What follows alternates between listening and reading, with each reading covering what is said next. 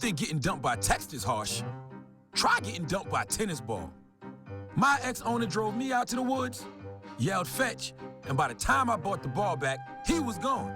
Yeah, I was pissed. But the folks at the shelter helped me let go of my anger. I learned coping skills, like taking it to the hole. Boom! Now I'm ready to fetch again. But how about I throw and you run and get it?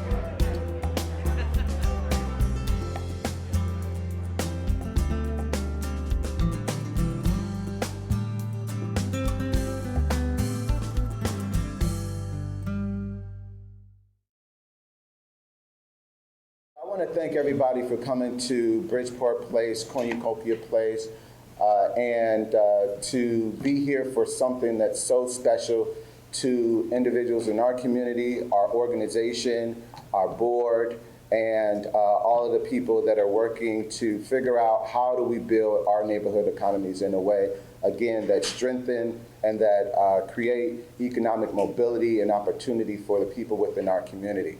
I want to acknowledge our Councilwoman Phyllis Cleveland. This is the area that she serves, and she is the person that we work beside to help foster developments like this. Cornucopia Place is a place where we provide nutrition education, cooking demonstrations to individuals from the community and outside of the community. It has grown each year. We get more and more people who partake and who sign up and register for our classes. There are classes that we have here that actually they sell out in a matter of 15 minutes when we post them. So we're really excited about what this represents. It's about a healthy community and what everything that is associated with this represent to the community. We recognize that we cannot have a healthy community without healthy people within them. We can't have a healthy community without strong, vibrant assets of attraction, and this is just one. We just did a ribbon cutting celebration for another down the street. I won't belabor all of the things that we're doing, but you guys get the point, you get the message. We need not just one siloed development, but multiple developments. We do need private development. We had a very interesting conversation just before this briefing about how the private market, how the strong market and weak markets work differently. And so we do need private investors, for-profit investors, the philanthropic community, government, all working together to figure out how do we recreate, how do we reinvent our struggling neighborhood economy. So with that, I am excited to introduce someone from the corporate market who is going to talk about something that they're introducing to the Cleveland community. The Northeast Ohio Market Director of the J.P. Morgan Chase. Please welcome Rudy Bentlich.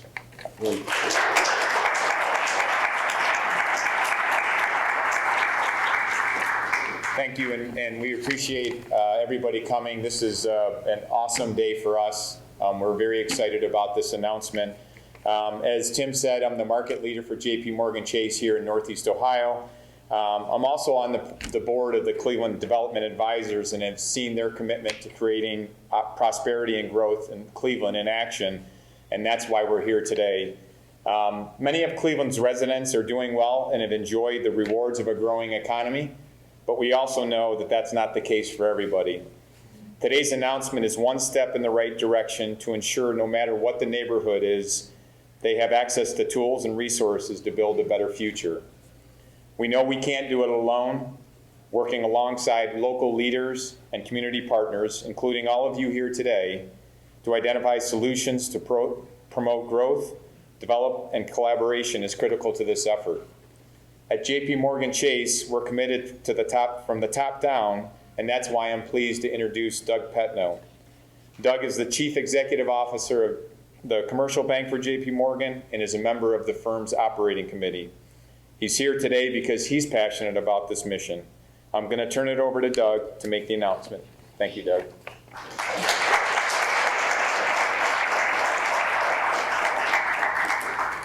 Good morning, everyone. Wow, that's nice. It's awesome to be here. It's super exciting to be here. I know I speak on behalf of all of my colleagues across JP Morgan Chase when we say we're delighted to be locking arms with all of you for such an important cause. And for me personally, I'm just so happy.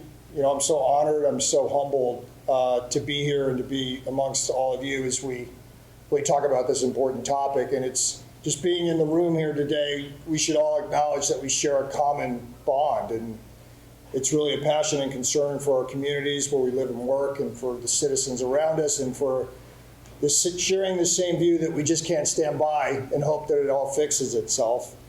And so that's what really today's all about. And economic opportunity is really deeply rooted in the fundamentals of our communities. And so as a part of that, and to show our commitment to neighborhood development, JP Morgan launched the Pro Neighborhoods competition nationally. And over the last several years, we've committed over $125 million across a range of different projects and initiatives against this shared vision that businesses and communities can come together and really make a difference. And that brings me to today's announcement. And we held a competition across a range of different organizations to see if we can just generate a little bit of creative energy and passion and see how we can find ways to best allocate this capital. And I'm pleased to announce that one of the winning proposals is right here in Cleveland, and it's for Opportunity CLE Neighborhoods. And this is a proposal which was led by a collaboration between the Cleveland Development Advisors Community Reinvestment Fund and the Finance Fund Capital Corporation. And through this competition, Opportunity CLE Neighborhoods is going to focus on some of our community's biggest challenges. Access to fresh food, creating jobs that provide living wages, affordable housing, workforce development for all of the residents across several important neighborhoods here in Cleveland. So as I look around this room, as I said at the beginning, we share a common passion. There's a lot of energy, there's a lot of brains, there's a lot of commitment that's here today, and we're really can be more excited about teaming up with all of you to make a big difference in such an important community like Cleveland. And with that, I'd like to turn it over to Vicki Eaton Johnson, who is going to share the details of her plans for what we're going to do next.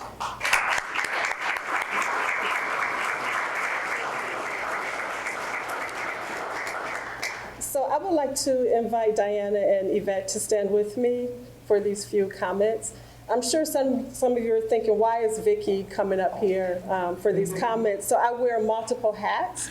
And Chase, you would not know that for 3 years I served on your community advisory committee, spent lots of time on 71 South coming to share and represent what was happening in Cleveland's neighborhoods. So the reason there's a lot of energy here, one is because competition will do that for you. And when you win, it's like, yes. So we're very happy, and that's the energy that you're feeling. So for nearly 30 years, if you can believe it, I have really put everything that I have into advocating for Cleveland and Cleveland's neighborhoods. So this is really special for me. And the hat that I'm wearing is that of a board member of Cleveland Development Advisors and a 9-year board member of the Finance Fund. So this is full circle. So what I want to say to JP Morgan Chase is thank you, and you chose the right team to get this work done. I know this because of my role on the board, because I know what we've done together to further the neighborhoods of Cleveland. We've done everything you said: save jobs at a steel mill, small business development, healthy food, dealing with food insecurity, mixed income developments, retail, housing, education, everything that you've mentioned, you can bet we will deliver on that because we've done it before. And the best way to determine success is to look at past experiences. So to my neighborhood partners, the CDC directors, you can also rest assured that equity is at the top of our mind. And the reason we have a community advisory group is to make sure that we keep that at the top of our mind. Our organizations are comprised of people who live in the communities, who represent organizations, so it's who we are. So it's a guarantee that we're going to do that. But just in case we slip a little bit, the community is always at the center of what we do, and we're going to do this together, not for you, not to you, but with you, in support of you. We can provide technical assistance, and we heard that from Chris from Glenville as she was talking, and Janice. That's why we're here. We're better together as a team, and we have technical resources and financial resources. CDA is so committed to show JP Morgan Chase that we're in it together, that it will bring $3.75 million of our own resources to add to what you're bringing, because we want you to come back. So after this 3 years,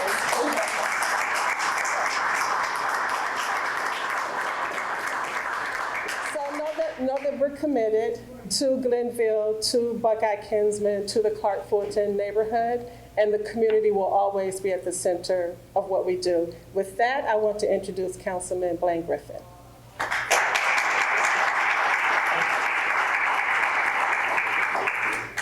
Good morning. Good morning. Come on, give me a better good morning than that. Good morning. Good morning. This is a great morning for the neighborhoods of the city of Cleveland. And before I move further, I also want to make sure that I acknowledge all of the colleagues that are here. We are joined by Council President Kevin Kelly, who is here with us. Council President Kelly. We have Councilwoman Phyllis Cleveland, Majority Whip of Cleveland City Council, with us. We have my friend Councilman Conwell, who's here with us, and then Councilwoman Jasmine Santana, who represents the Clark-Fulton neighborhood, as well as Councilman Polensik, who represents a portion of East Glenville, send their regards because they cannot be here today. I want to say that I've always been involved in community-based work throughout the city of Cleveland. The Clevelanders that I know are proud of their city. They're glad to see major investments being made here. A lot of these neighborhoods have experienced a lot of disinvestment, neglect, and abandonment throughout the years. That's why equity is so important. But they also want to see change closer to home, to see new businesses, improved housing in their neighborhoods. That has changed in some areas, most recently through the city's Neighborhood Transformation Initiative. But more needs to be done. This $9 million revolving loan fund will be a huge shot in the arm and leverage other investments being made. Too many of our residents struggle financially. In Cleveland, the overall poverty rate is 31%, and the jobless rate is 18%. But it's even harder for the residents in Buckeye-Kinsman, Glenville, Clark-Fulton, where the collective poverty rate is 44%, and the jobless rate is 25%. Why is that? All too often, it is because these neighborhood residents don't have access to living wage jobs, to affordable, safe, clean, and healthy housing. The loans through this program will go to projects that help address those two issues, as well as developing the workforce, supporting small businesses and minority entrepreneurs, increasing access to fresh food and green space, and getting residents connected to the digital world. Industry 4.0 is here, and the future of work has to be a part of what we do. These loans will be a tool to help attract more capital for these neighborhoods, alongside the tax incentives offered to investors through the Opportunity Zones programs.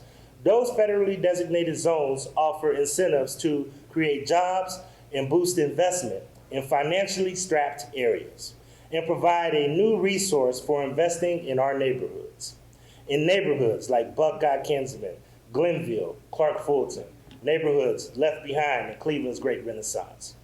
I want to thank those involved in this $9 million initiative.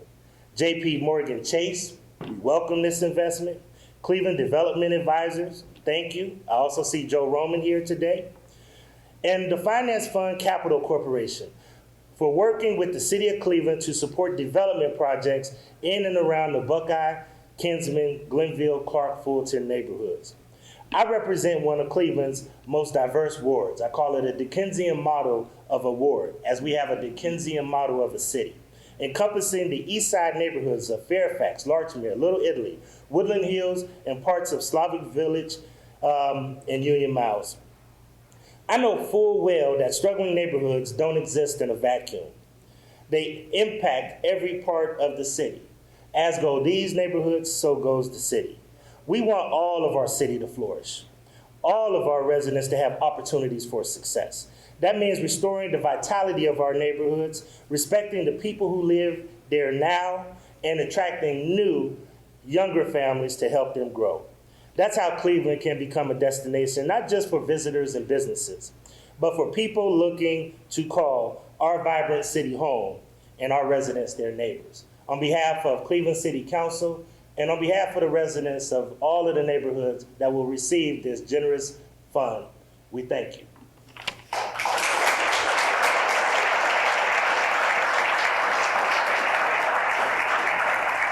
I forgot I also have the honor of introducing my good friend, the person that's making all of this come together, Director Dave Ebersol.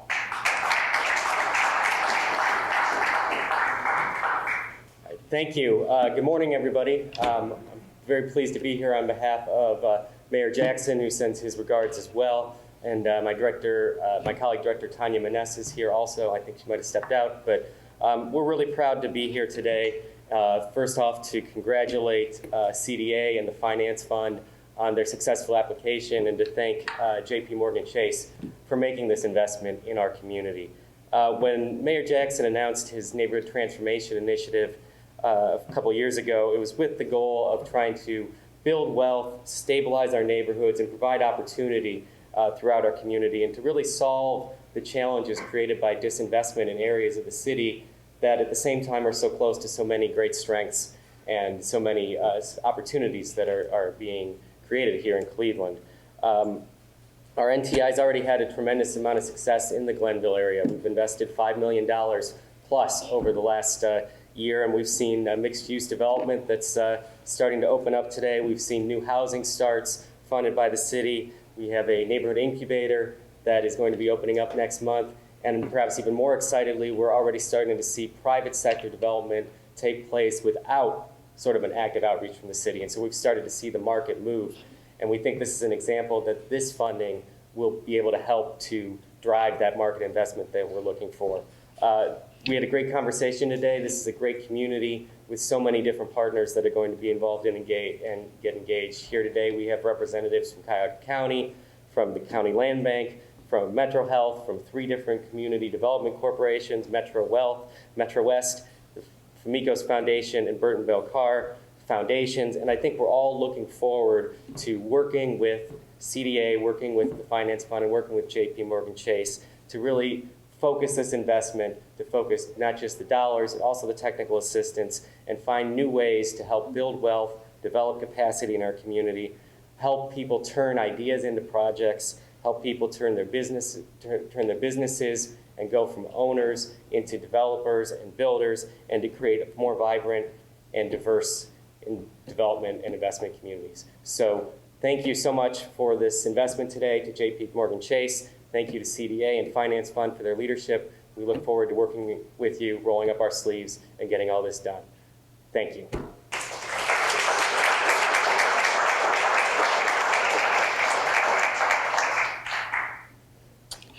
So again, we want to thank JP Morgan Chase. We want to thank the Finance Fund. We want to thank Cleveland Development Advisors for this wonderful opportunity that they're presenting to all of our communities. I want to leave you with something to think about. When I think about where we are today and where it was 15 years ago and where this whole neighborhood was 15 years ago, there hadn't been anything developed in this neighborhood in 40 years. Place matters. So today we have multiple things that have taken place. We have Cornucopia Place. We have Sunshine Cafe. We have WOVU 95.9 FM community radio station. We have Heritage View across the street. We have Green City Growers hydroponic greenhouse. We have the Urban Agriculture Innovation Zone with Riddoff Green Partnership, and we have the Box Bot.